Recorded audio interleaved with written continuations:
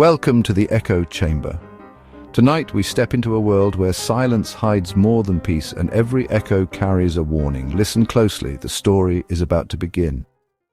The first time it happened, the sound cut through the quiet of the night like a knife.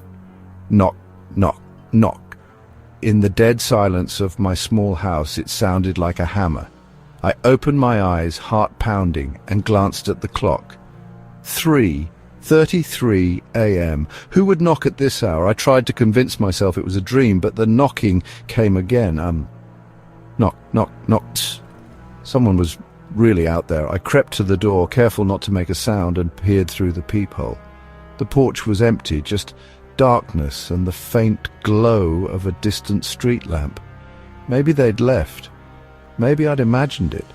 I turned to go back to bed, and my foot brushed against something. On the floor, a small, square package wrapped in plain brown paper. It hadn't been there before. It was pushed just under the door, a silent delivery from an unseen guest. My heart pounded harder. How did it get there? I hadn't heard the mail slot. It was as if the package had simply appeared, a secret waiting for me in the shadows. I stared at it, fear rooting me in place. The night was no longer silent. It was watching. My hands shook as I picked up the package. No name, no address, just brown paper and black tape. I thought about throwing it away, but curiosity won. I peeled back the tape and found a single photograph inside. I turned on my phone's flashlight. The photo was of me asleep in my bed. It was taken from the foot of my bed from inside my room. Someone had been there, watching me as I slept. I checked every lock and window. Everything was secure. No sign of a break-in, yet the proof was in my hand, a photo that shouldn't exist. I didn't sleep the rest of the night. Every creak made me jump. The picture was a message. I can get to you. You are not safe. The sun rose, but the fear stayed. My home felt invaded, my privacy shattered. I was being watched, and I didn't know by whom. The nightmare had only begun. The next day, I was haunted by the photo. I bought new locks and a security camera, determined to catch whoever was tormenting me. I installed everything, tested the camera, and watched the live feed obsessively. Night fell, and dread crept in. I waited on the couch, eyes on the door and the camera feed. Hours crawled by, midnight, then 3:33 a.m. Knock, knock, knock. My heart stopped. I checked the camera feed. Nothing. But under the door, another small dark package slid into view. I stared, frozen, as the camera showed only an empty hallway. How was this possible? I waited, then finally approached the door. The package was identical to the first. My hands trembled as I opened it. Another photograph. This time it was me on the couch, staring at the first photo. The angle was from the corner of the room, high up, like someone perched near the ceiling. The intruder wasn't just outside, they were already inside. My fortress was useless. I replayed the camera footage. The package had simply appeared, no movement, no shadow, just there. It defied logic. The new photo showed me last night, paralyzed by fear. The angle was impossible. Someone had been in the room with me. I searched the house, every corner, every closet. Nothing. The stalker was a ghost, an invisible presence. The photos were messages. You have no control. I was a mouse in a cage and the cat was already inside. My efforts were futile. The watcher was always watching. I was never alone. The third night, I tried to trap the visitor. I set up 4 cameras and a sound-activated alarm, barricading the door with a bookshelf. Exhausted, I finally slept. Morning came. Relief until I saw another package by my bed. The barricade was untouched, the alarm silent. I opened the package. Another photo of me sleeping. In the corner, a dark, blurry shape in my doorway.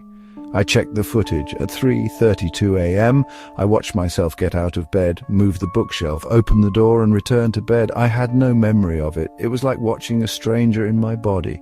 The enemy wasn't just outside. It was inside me. I was my own saboteur. The locks, the cameras, they meant nothing if I was the one letting the visitor in. I was losing control. I was afraid to sleep. The line between me and the thing inside was blurring. I was becoming a prisoner in my own home. Watching myself on the screen was the most terrifying thing I'd ever seen. My eyes were vacant, my movements unnatural. I was the one letting the visitor in, some part of me I couldn't control. The enemy was inside my mind. I tried to stay awake, but exhaustion was winning.